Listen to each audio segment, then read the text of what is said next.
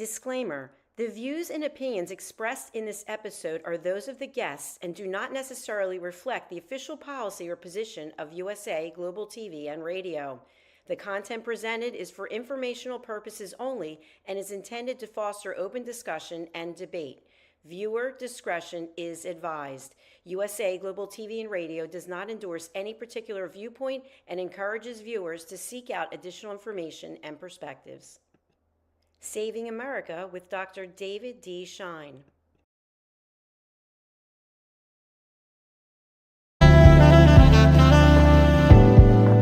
Welcome to USA Global TV and Radio, where our mission is to provide education, entertainment, hope, and inspiration. USA Global TV and Radio connects you with experts and audiences all around the world every single day to help you succeed in business and to live a richer life. Visit us at usaglobaltv.com to learn about career and life-changing training and mentoring programs like the Listening Mentor. Subscribe to our newsletter to stay informed about our special programs and offers. Discover how you can become a guest on one of our shows or a host or producer of a USA Global TV and Radio show of your very own.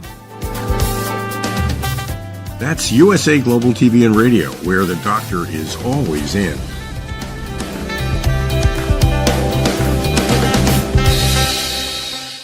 Welcome to Saving America. This is your host, Dr. David D. Schein. So many stories, so little time. No to rebates. Pay down that suffocating national debt. I wrote my first book, Decline of America, because I was concerned about the national debt. Well, that was about 8 years, and since then, the national debt is $10 trillion higher. The trigger for this story is that the Trump tariffs have reportedly caused a surge of cash of around $150 billion. Trump is claiming they need to do a rebate. Hey, folks, this sounds like simple vote buying for the 2026 election. Well, if there's any rationality left in the world, and with the Dems committing one of the most dramatic political suicides in many decades, the GOP should improve its position in both houses of Congress without buying votes. In the meantime, being a practical business professor in my day job, I note that $150 billion is only 0.4% of our ridiculous national debt. Further, cutting checks costs money. In an informal poll I conducted on LinkedIn, my crowd overwhelmingly voted to pay down the debt. And while the economy did well with the early part of the tariffs, there is no guarantee that the economy will absorb even higher tariffs to be imposed soon. We do not know if this income will continue to accrue. So let's hold that money for now and let's see what happens next. China is the enemy of civilization. I think a positive of the new administration in D.C. is a new attitude about being truthful with the rest of us about China. This is happening across all media, not just the conservative media. While there were some reports over the prior 4 years, the frequency and variety of reports is increasing, and that's a good thing. We must have a world consensus that it's time to seal China off from the rest of the world until they join civilized society. Some quick China hits include China and Russia engaging in major naval drills in the Sea of Japan. In a previous Saving America, I mentioned the harassment of a Philippine ship in the territorial waters of the Philippines by Chinese ships. China's Navy outnumbers the U.S. Navy, underscoring the importance of having a close alliance with our neighbors like New Zealand. Speaking of which, the U.S. FBI just opened a special field office there in New Zealand to help keep an eye on the crazy Chi-Coms. I do not believe that the crazy has given up on taking Taiwan. We must continue to indicate that this will cause World War III if he does so. And he does not want that. He may want a lot of things, but he doesn't want World War III. A famous horror movie from 1956 was The Invasion of the Body Snatchers. It's now considered a classic of that genre. However, part of the fun is that it is sci-fi, not real life. However, we know from witnesses who have survived that China has been stealing organs from members of disfavored groups, specifically the Muslim minority Uyghurs. In fact, 5 states have banned organs from China. There's been a proposal in Congress to ban any organ transplants that come from China. That has not passed yet. I do support that big time. Another note is that China has started to prevent American visitors from leaving China, essentially building a list of hostage swaps for the future. The latest report was a Commerce Department employee and a Wells Fargo banker were being prevented from leaving China. It would seem that Xi is playing with fire if he's holding U.S. citizens and especially a federal employee. As an academic, I have some Chinese academics as writing partners. They always extend an invitation to visit, and I kindly decline. I do feel that if I went to China under Xi, for your intrepid host, it would be a one-way visit. Not acceptable, folks. Facebook is deleting millions of accounts. Recent reports indicate that Facebook has deleted more than 10 million accounts. The reason they claim is that they're trying to crack down on fake accounts. The problem is which are fake and which are not. While I'm on Facebook and Instagram, they are not my main social media sites. LinkedIn is where I am most of the time. I'm being solicited by fakes about once a day. It would seem that if there's an algorithm to detect fakes, LinkedIn would be using it as well. So the concern is how many legitimate accounts are going to bite the dust in the current operation. Keep in mind that Facebook has 2 billion accounts, so 10 million is a rounding error, of course, unless you're the one who has their account deleted. Redistricting season in America. Generally in the U.S., the results of the census done every 10 years means that the next state legislature meeting, say around 2022 for the 2020 census, would be redistricting. Well, due to COVID and other issues, the 2020 census was a mess. There is also no firm rule that a state cannot redistrict when the legislature feels like it. The highest profile fight is right here in Texas.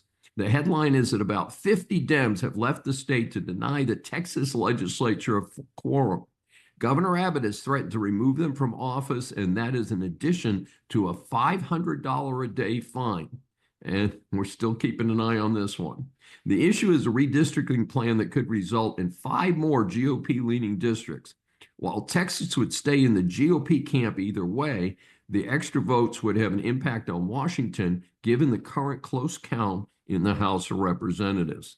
In the meantime, California Governor Gavin No Sense has indicated that they might redistrict California to retaliate against Texas. That would have little impact as the state has so little GOP representation anyway. It also could not be done in time for the 2026 election. The Dems here in Texas are trying to wait out the deadline so that this change is passed too late to be applied to the 2026 election. The manipulation of the lines of congressional voting districts is certainly not new. The term used is gerrymandering. I learned about that term when I was in school. Eldridge Gerry, he was the governor of Massachusetts and the 5th vice president of the United States. To help his party win control in 1812, he signed off on new districts that were oddly drawn to help elect more of his party to Congress, hence the term gerrymander. This is a combination of his last name, Gerry, and the word salamander. While used across the U.S. for decades, post-Civil War, the concept was used to disenfranchise newly authorized Black voters in the Deep South. In the modern era, many redistricting efforts end up before the federal courts. The balancing act is between majority-minority congressional districts drawn to comply with the Voting Rights Act, in contrast with the Constitution's equal protection guarantee tied to the 14th or 15th Amendments. A recent Wall Street Journal article described the current approach as cracking and packing. Basically, the controlling party wants to crack or split up a contrary voting bloc while packing those who support that party. 2 stories about this situation. In 1992, I ran for state representative here in Texas in the general election. My kids walked the blocks with me. In many cases, one side of the block was in my district, but due to the gerrymandering by the Dems at the time, the other side of the same block was in a different district. This broke up whole neighborhoods. Now, these were state district lines, but the principle is the same for congressional districts. The other Texas story is that same election in 1992, the legislature created what was supposed to be a Black congressional district. Well, the only problem is that the experienced Dem politician who won that district was white. His name was Gene Green. He held that seat for 25 years. Dr. Schein's plan is simple. Start at the selected border of the state, either the south end or the east end, and then block areas geographically without any odd twists or turns until the target population for each district is reached. That would be fair and non-political way to define the districts. Time to end all of this nonsense once and for all. Second Lady Vance speaks in Houston. When I explain myself to people, I often use the term news junkie. I'll listen to, read reports, or watch the news for hours most days. Today, I took a lunch break and was, of course, watching the news. In a live report, I saw Second Lady Vance visiting Houston's NASA Space Center. She appeared with the woman astronaut stranded at the space station for about 8 months, Sunny Williams. The appearance to encourage children to read did not get any advance media coverage, but I thought it was a very positive event. Students were even allowed to ask questions of these two famous women. Creepy reports received by Trump officials from Google about the corrupt Biden administration. The story from Fox News has not received nearly enough attention. Apparently, after the November 2024 election, but before the January inauguration, the Biden Department of Justice obtained search warrants for Google accounts of Trump administration officials from his first term who were likely to serve in his second term. This was done with a packaged judicial order to Google prohibiting them from telling those administrators that they were being spied upon. My best guess is that this is the kind of stuff driving the current investigation into former DOJ prosecutor Jack Smith. I want to know which judge signed off on this. He or she would rocket to the top of my judicial impeachment list, which is rapidly getting longer. All rise. Our series of interviews for Saving America establishes that the world is full of interesting people.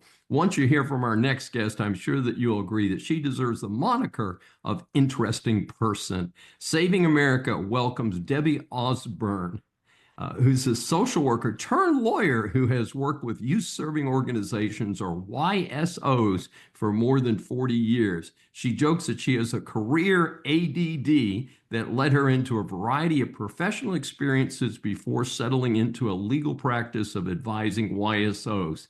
She served as a foster parent, juvenile court caseworker, private school teacher, camp counselor, mentor for young adults, volunteer, board member with nonprofit youth organizations, and federal prosecutor of crimes against children. She currently serves as a civil attorney and working with YSOs, defending lawsuits, assisting with internal investigations, and advising clients about best practices for child safety. She's never had biological children, but she has collected 7 children and 10 grandchildren. She's outnumbering me. She put the lessons that her children taught her in her first book, Raising Other People's Children: What Foster Parenting Taught Me About Bringing Together a Blended Family. Her most recent book is Protecting Other People's Children: 120 Days to Create a Strong Child Safety Policy, which she wrote with Tom Rawlings. We welcome Debbie Osborne for her first appearance on Saving America. Thank you so much. I appreciate the opportunity. Well, we're delighted to have you here. So you've dedicated your life to helping children, both natural parents and foster parents. What was the trigger in your life for you to pursue this important work? I believe it was growing up with my parents, who were always involved with helping kids ministries. They had a summer camp 1 week every summer for the church, and they did a lot of church ministries. So I grew up in that milieu. Back then, we called them at-risk kids.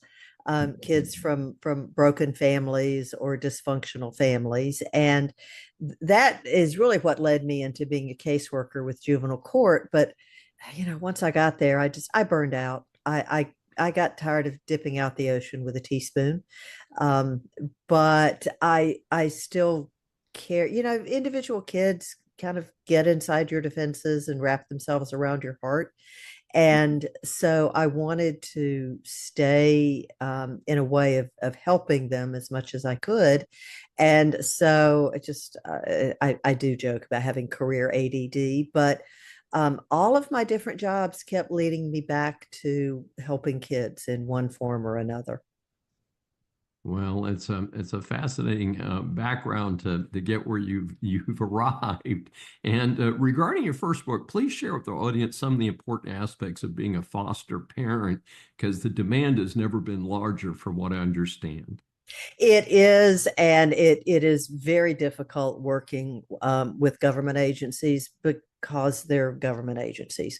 It never gets any better. But the lessons that I learned, I always recommend that people go with a private agency, so you at least have some layer of advocacy and ability to advocate for you with child protection services. And then the other thing I found, and this is being both a foster parent and a step parent, is you have to remember from the kid's perspective, we are not the people who are supposed to be in their lives. They have it's almost a primal need for an intact biological family. And the Parent Trap movies, if you remember Yes, those, sure do. kids always want their biological parents to be in a family, and it is very hard for them to adjust to the realities of their situation. And it's almost like their life is going to be a record that's I don't know if people still have records, but it's going to be off center and off kilter, and it is hard for them to make that adjustment to recognizing that the reality they have is the one they have, and we have to approach that situation with a lot of compassion and empathy and understanding. And may I assume that the age of the foster child, the older the child is, the more difficult that process becomes? Well, it does. It really doesn't matter when the child starts with you. When any kid hits puberty, even biological kids in wonderful families, puberty just does a number on all of us.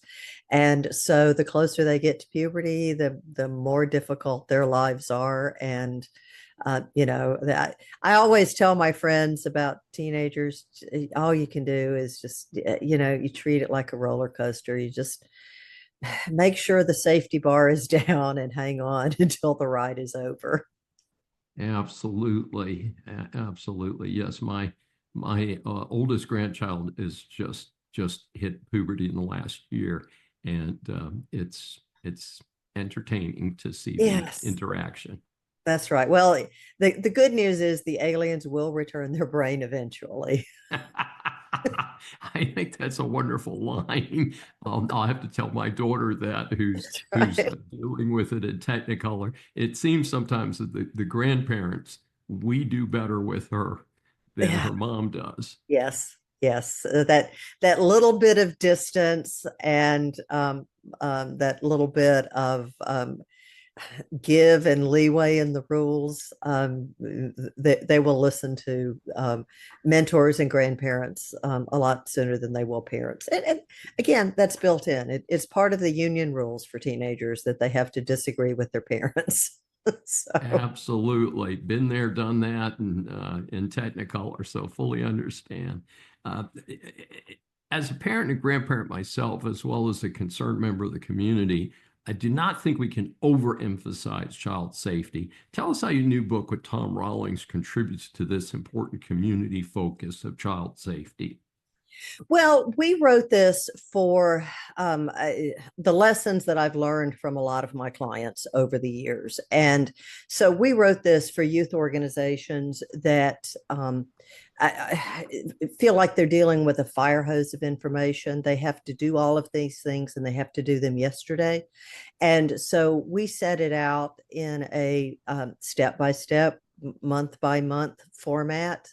You eat an elephant one bite at a time sort of approach. And so we set it out on a timeline. The 120 days is more of a goal than a deadline, but it helps people understand you don't have to do it all today. You do things one step at a time. And then the big thing that Tom and I have found from our clients is a lot of them are well-meaning and good intentioned, and they go out and they talk to experts or get information on the web or hire consultants who come in and give them a cookie cutter program, policies that just don't really work for their program. And so the staff eventually finds the rules too cumbersome, or they get in the way of the mission, and they have what in the industry, safety industry, you call normalized deviance, which is everybody just ignores the rules. And that, 95% of the time you're okay ignoring the rules, but it's that 5% of the time that it can come back to haunt the organizations. So Tom and I always say that the second worst thing an organization can do is not have a child safety policy. The absolute worst thing they can do is have a policy that they don't follow. And what would you say are some of the key aspects of that? Because, I think about safety a lot, and I don't advise child organizations, I advise employers, but I emphasize how critical it is to keep employees safe. So I know what we talk about. I'm wondering, what are some of the key elements that you talk about with regard to child safety?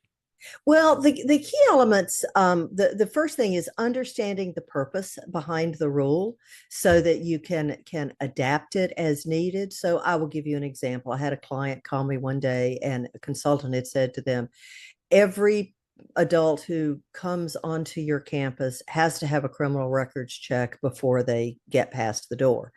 Well, that sounds wonderful for some organizations, but this client was a summer camp, and they said, what do we do about Parents' Day? I cannot possibly get records checks on all the parents before they show up, number one. And then secondly, what do I do about repair people?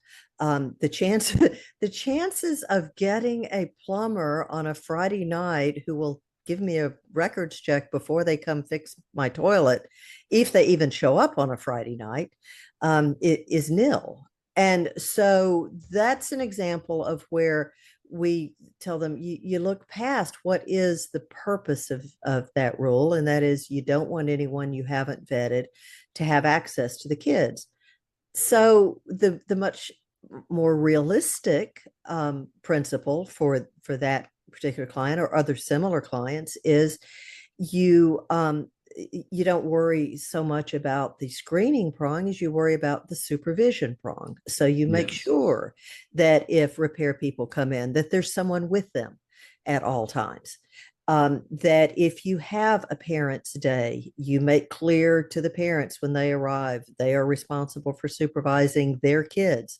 And you know which kids don't have parents there that day, and those are the ones that your staff needs to supervise. Sure. So that's when you look at past the rule and figure out what the principle is and how your organization can meet that principle in ways that work and that work consistently, and that your staff can do it on a regular basis. Makes perfect sense. Well, Debbie Osborne, it's a delight to have you with us today. How can our audience get more information about you, your important work, and of course, your books? Well, you can find me on debbieosborne.com, or we sell the books and have some online courses dealing with this. We have a lot of online courses for youth serving organizations at ysoacademy.com. Please proceed. No end to the corruption in Chicago. An oddball story from the Chicago Tribune notes that Illinois Governor Pritzker signed off on a pension enhancements for Chicago police and fire department employees hired since 2010. The pension fund is already underwater. Reportedly, the fund has only 25% of the money needed to pay already promised pensions. However, with this bill, the current reserve is now estimated to be down to 18% of the amount needed. This amount, therefore, makes no sense. My main demand that this is not a single cent of federal money is used to bail out this loser Pritzker or the city of Chicago. Let them work it out on their own. How does the defendant plead? Two former big brands are rising from the dead. While it's not quite Halloween, folks, we still have some interesting news on the zombie front. The brand Bed Bath & Beyond, which had its intellectual property purchased by Overstock.com, has operated only online for the last couple of years. And now will open some stores. The parent company is now called the Brand House Collective. It was previously known as Kirkland's Incorporated. This sounds a bit confusing. Hey, it is. I did some research and still trying to see how the pieces of Beyond Incorporated, which used to be Overstock before it bought Bed Bath & Beyond intellectual property that included Bye Bye Baby, came together. In any event, it will open its first Bed Bath & Beyond home store in Nashville, Tennessee soon. So we'll see how that goes, folks. Continued on the zombie front, Party City is now selling balloons and party decorations online, according to reports. Not sure how this will go, but the brand was popular, especially for family events. This was also a situation where another company bought some of the intellectual property of the older company. Please raise your right hand. Costco charging forward. Like many small business owners in a large city, I have both Sam's Club and Costco memberships. Claremont has had a Sam's Club membership since almost its founding in 1989. For the last 10 years or so, we've also had a Costco executive membership. Both chains have their pros and cons. While Sam's has been contracting a bit, Costco is expanding. It announced that it will open 4 additional stores in the USA this month as part of the 25 plus stores that it will open around the world during the next year. Frankly, I prefer Costco to Sam's Club, although for certain business supplies, Sam's Club is slightly better. Objection, Your Honor. We have an amazing story from right here in Houston from this last weekend. Harris County is the large county that surrounds Houston. It has its own police force. In the middle of Saturday afternoon, a handful of Harris County Sheriff deputies stopped traffic on Highway 290. This is a major multi-lane highway that connects Houston to Austin. The reason they stopped traffic was because a family of ducks, 2 adults and maybe a dozen ducklings, were queued up to cross that highway, that busy highway. Had they done so at the time, death was certain for most of them. The deputies stopped traffic to allow the birds safe passage across the highway. All I can say that I thought it was a very cool thing to do. After all, who doesn't love ducks? May I remind you, you're still under oath. As we grow up, a common reference for success or failure is the letter grade. Whether we are in grammar school or college, we all want an A grade and certainly regard an F as a big failure. Here at Saving America, we scan the news for reports of celebrities, politicians, or others who just end up in the public eye. So the A grades are awarded to people and organizations for great service to their communities, and the F grades, of course, are unfortunately more common, are awarded to those who need to do a lot better. A grade for a hero reporter. This is Dr. David D. Schein, and welcome to a special Saving America episode where I award a richly deserved A grade to a politician, so-called celebrity, or other person who ends up in the public eye. As my regular audience members know, I award a lot more F grades than A grades. It's so much more fun when the story has a happy ending. During a live Fox weather broadcast, Bob Van Dillen, a meteorologist for the Atlanta station, is outside in waist-deep water telling people about the flooding situation due to Hurricane Helene. Behind him, a woman is in a flooded car. She has the window down. He calls 911 for her. However, she starts to panic. Van Dillen tells his cameraman to take a break, walks to the car, and then takes the woman to safety on his back. Van Dillen has many years as a meteorologist and is a member of the American Meteorological Society. Therefore, Saving America awards Bob Van Dillen, the weatherman for Fox Weather in Atlanta, the coveted Saving America A grade for quick and heroic action. Sustained. My regular audience knows that I have kind of a love-hate relationship with regard to the new HHS Secretary, Robert F. Kennedy Jr. I'm a longtime supporter of well-established vaccines, and while he has changed his tune a bit, it still causes me a little heartburn. On the other hand, I'm a self-labeled health nut with a focus on protecting our children. I'm very happy that RFK Jr. is calling on the food industry to eliminate potentially harmful artificial food dyes. Earlier this year, prior to Kennedy's confirmation, the U.S. banned the artificial food dye known as red number 3, which has been shown to cause cancer in animals and is used in foods, dietary supplements, and oral medications. Let's get on with it. Let's get these poisons away from our food chain and our medical chain. Silence in the court. Related to this, Trump just warned Japan and China against devaluing their currencies. One way for a country to gain an advantage in international transactions is to devalue their currency. This makes their goods cheaper on the international market, and this could balance Trump's tariff plan. I'll allow it. A former Federal Reserve advisor is indicted in a Chinese espionage scheme. Gee, what a surprise. This is indeed a disturbing situation. Federal prosecutors have charged 63-year-old John Harold Rogers with economic espionage and making false statements after uncovering his ties to Chinese intelligence operatives. He was from 2010 to 2021 a senior advisor to the Federal Reserve. The allegations are that he was stealing sensitive financial data for the Chi-Coms. In an interesting twist, he supposedly did this in 2018 while a visiting professor at a Chinese university. The Justice Department stated that Rogers was paid approximately $450,000 for selling out his country. Order in the court. Business students, business persons, or consumers, business law impacts much of what you do. This segment is designed to help you get past the headlines on key stories. Consumers Research is an advocacy group for what are generally considered conservative causes. It is a tax-exempt charity. It is taking on the FCC, that's the Federal Communications Commission, in a current case. The FCC is something called E-rate program, which provides subsidies for phone and internet in rural areas and for public services like schools and libraries. The key here is that it is funded by required payments from telecommunications providers. These payments go to a nonprofit corporation, Universal Service Administration Company, which manages the Universal Service Fund to finance those subsidies.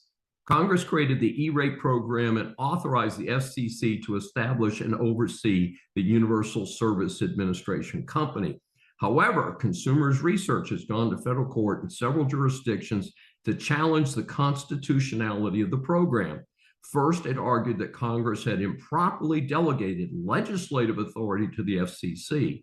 Specifically, this is a form of taxation, and that prohibits Congress from delegating its power to legislate to other branches of government when it involves taxation.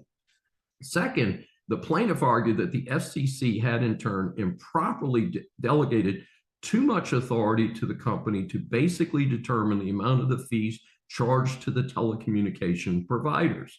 So this violates the private non-delegation doctrine, the principle that the government cannot delegate its powers to private entities.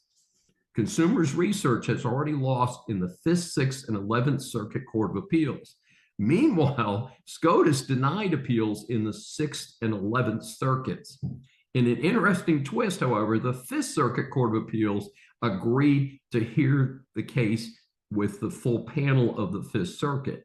It then ruled in favor of Consumers Research, holding that, quote, Congress's sweeping delegation to the FCC and FCC's unauthorized subdelegation to the nonprofit violates the Constitution.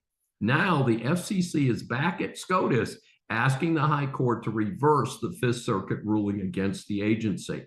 It claims authorization by Congress and that the agency closely supervises the company established to handle the funds. This should be interesting to see how SCOTUS now rules. Motion denied. Walgreens taken private. Walgreens, along with its affiliated brands, Duane Reade and Boots, is a true household name in the U.S. However, a failure to keep up with the times and overexpansion of expensive retail locations has caught up with them. The chain has suffered in the stock market while closing many stores to stabilize its business model. In fact, while my local stores are still operating, I drove by a closed high-profile location this week. One article noted that Walgreens has been public for 100 years.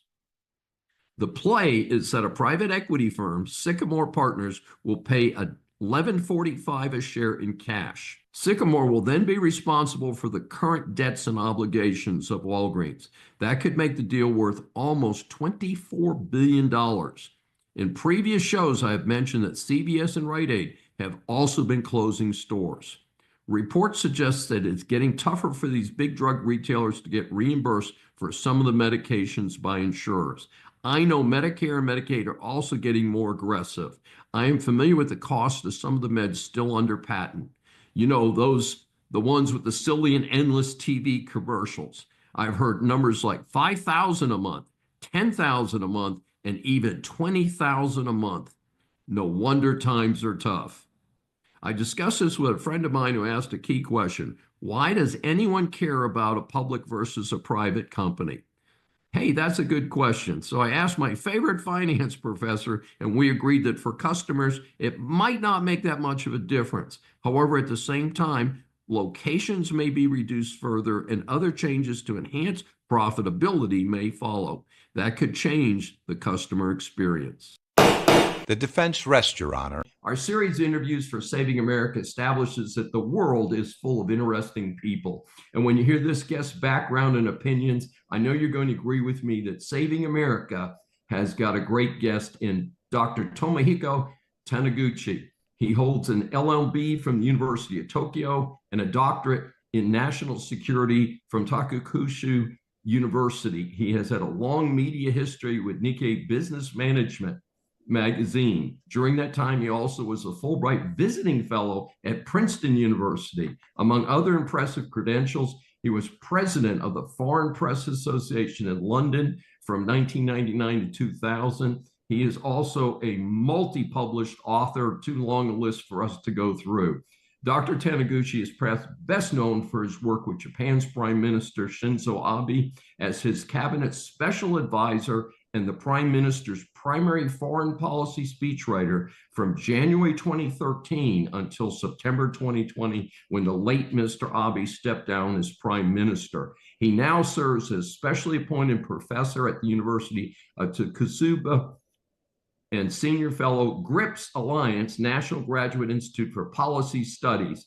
He teaches international political economy, Japan's strategic diplomacy, and Japan's post-war political economic development. And he teaches in English as well as in Japanese.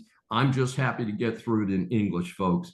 I had the great pleasure of meeting him in person during my one visit to Japan about 6 years ago. We welcome Dr. Tomohiko Taniguchi for his first appearance on Saving America. Thank you, Dave. I'm very much pleased to be with you for this Saving America program. And it is so good to see you after our last all too brief visit. And as you know, we ask our guests 3 questions. In a recent article, you explained that the election of Shigeru Ishiba as the new president of Japan's ruling Liberal Democratic Party, LDP, will make Ishiba Japan's next prime minister. Can you explain how that electoral process works in Japan? Because it's quite different than here in the United States. It is indeed very much different from what you have in the United States. Because Japan does not have any presidential system. It is a parliamentary democracy akin to what you see in the United Kingdom. If you get a majority in the lower house, then the head of the major majority party almost automatically gets elected by the parliamentarians as the nation's prime minister. Theoretically, it's not the end of the story because the appointed prime minister designate is still a designate, because the final endorsement should come from His Majesty, the Emperor, because Japan is running a monarchical, constitutional monarchical system. So that's the process. The election took place on the 27th of September. It was not, by definition, an election of some kind of nationwide election. It's, may I say, a party affair or family affair, if you like, that took place only within and among parliamentarians and grassroots members of the party, Liberal Democratic Party of Japan. And someone called Shigeru Ishiba was elected finally by the two-phased votes. And the president of the party now is prime minister because the whole process has just finished, and he has put together already his cabinet of ministers of line government ministries. So that's the process. What's interesting is he, after get elected as prime minister, has chosen to dissolve Japanese lower house parliament, despite the fact that he has done very, very little since taking office. He says that by calling general elections and winning endorsements from the general voters, public, then he can pursue his set of policy agendas with trust he will earn from the Japanese voters. So that's what's going on and what will likely happen. And the next day for you to watch is 29th of October, this month, actually. Very good. Well, we will certainly watch for that. So your exact question is, in your article, you comment on Ishiba's rise to power. You note that he was the leading rival of the late Prime Minister Shinzo Abe, and that his political star will likely soon fall. Would you please comment on this and how this could impact Southeast Asia? Yes. Shinzo Abe, the late Japanese Prime Minister, whom I worked very closely with, his term was one of the actually longest. It lasted more than 7 years, and 7 years and 8 months, and he had a previous term in office, which lasted for 1 year. So a total of 8 years and 8 months. Believe me, this is actually the longest record ever recorded by any Japanese prime minister since Japan adopted the system of modern politics back in the late 19th century. 19th century.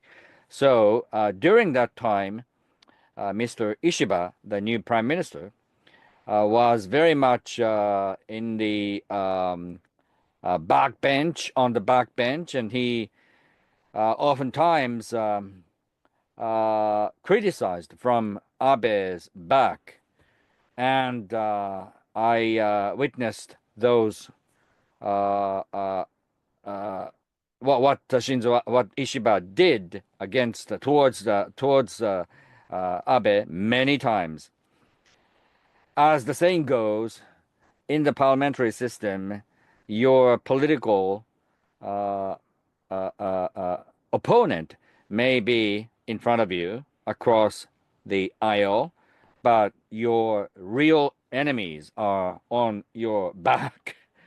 And that's what's happened since Shinzo Abe took office.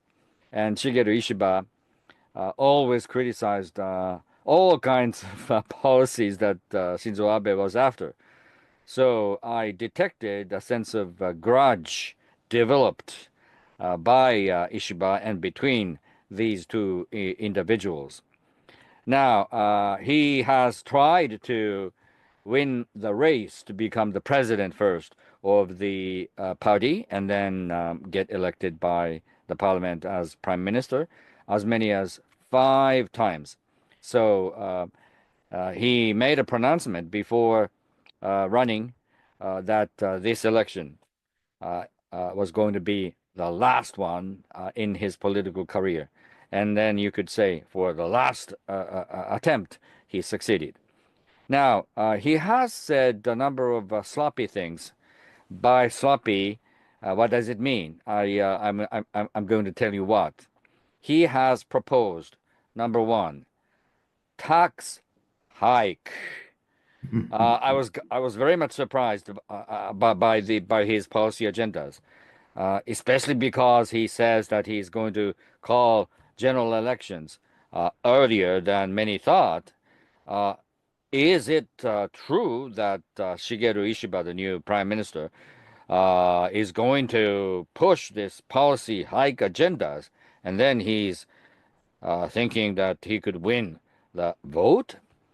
Very few, if any, prime ministers or very few leaders of the political party have won by proposing raising taxes, plural, not singular, because he has proposed that he is going to raise personal, individual income tax, and then he is going to raise corporate tax.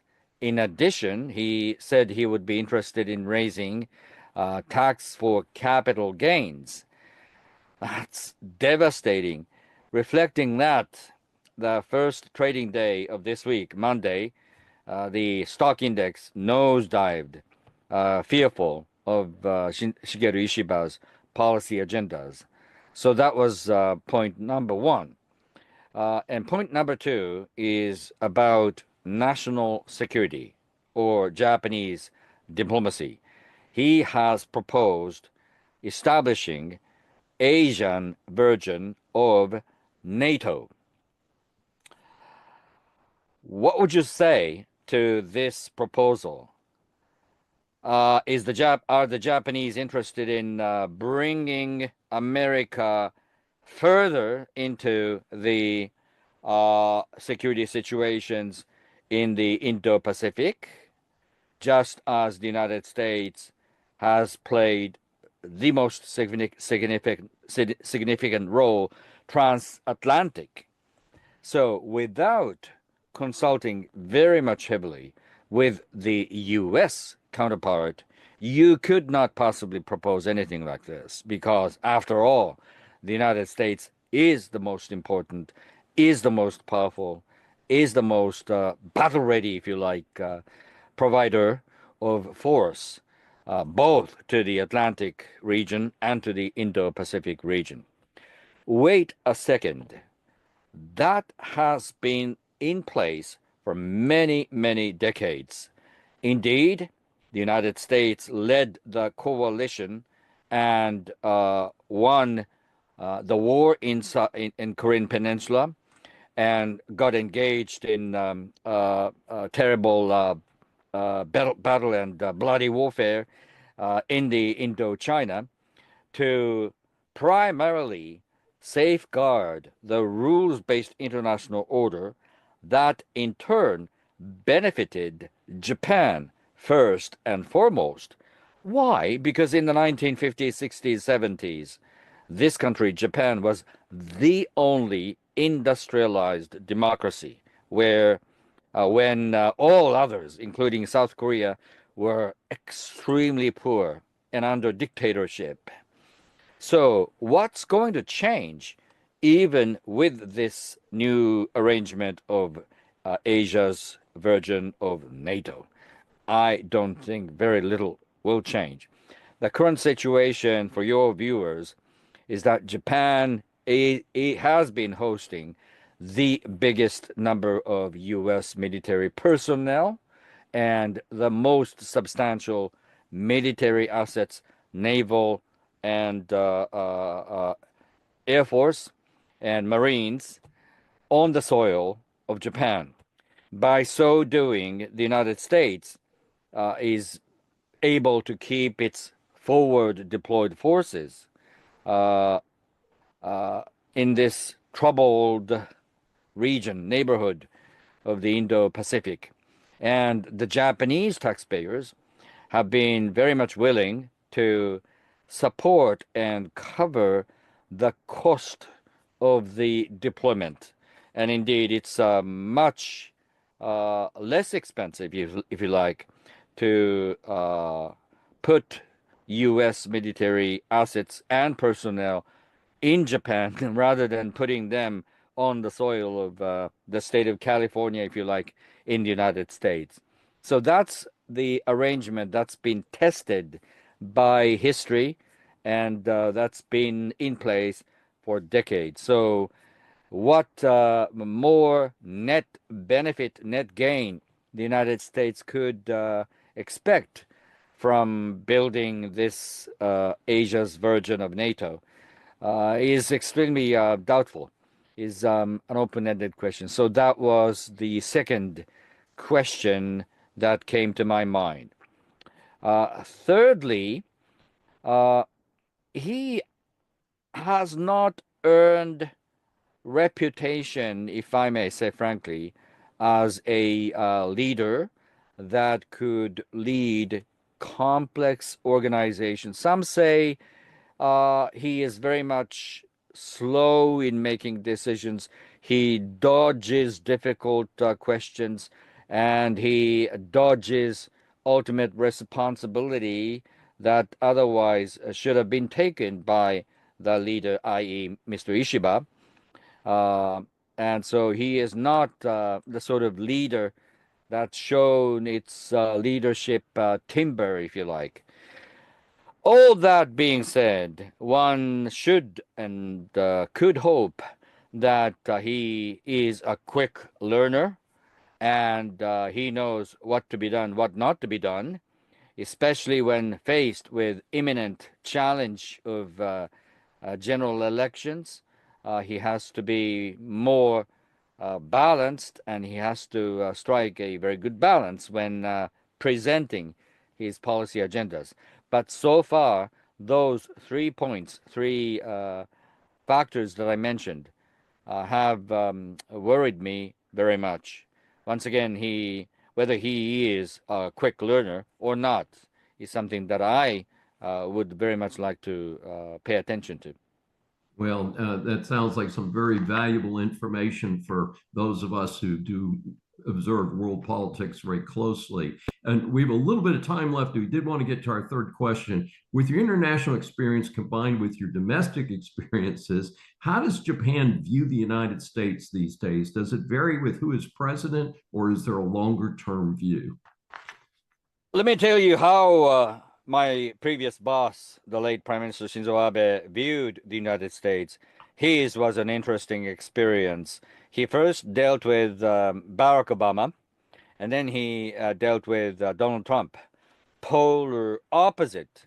And may I say, he succeeded in building very good rapport with either of these two presidents.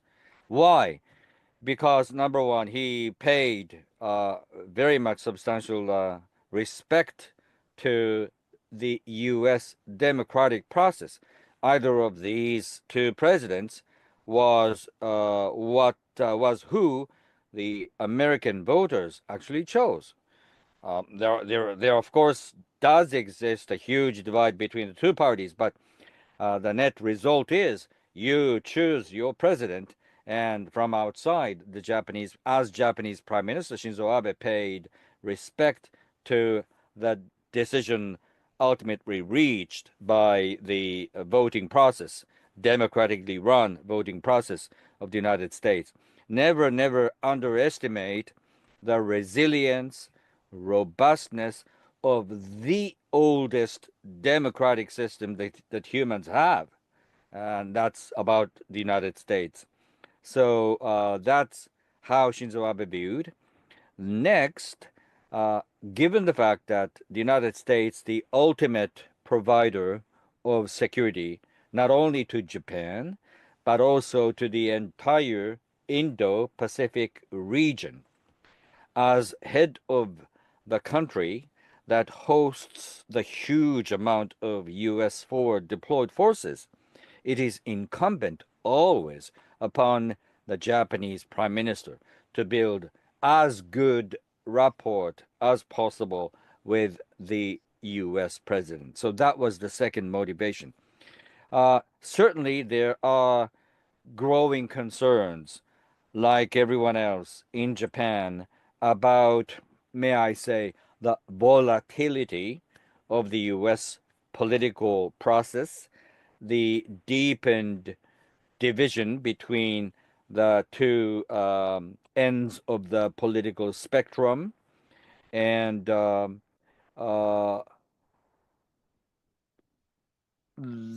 fact that the next, if elected, Donald Trump can stay in office only for 4 years, not 8 years, 4 years. So there is a likelihood, if I may say, that Mr. Trump is going to be shorter sighted, if you like, than before. So those are some of the concerns. And if you look at the political discourse found in Japan, you can see similar voices expressed by the Japanese pundits and policy opinion formers, just as you can see similar debates and discussions in any countries, in any other country like the United Kingdom, France, or Germany. But let me put just one thing. Very few people in Japan say sort of derogatory, nasty things about either one of those candidates, especially about Donald Trump. Well, it's become sort of national pastime for some countries in Europe to say very much nasty, derogatory things about Donald Trump, but you wouldn't hear much about much of those dirty words spoken by the Japanese politicians or opinion formers when it comes to Donald J. Trump. Fascinating situation. Dr. Tomohiko Taniguchi, how can our audience get more information about you and your many writings? Right, just Google my complex name, Tomohiko Taniguchi, and you can find a lot of live interviews that I gave to international broadcast networks such as CNN, BBC, and so on and so forth. And if you cross-check my full name and Foreign Affairs, one of the prominent magazines in the United States, you can see what I wrote recently about China and Sino-Japanese relationship.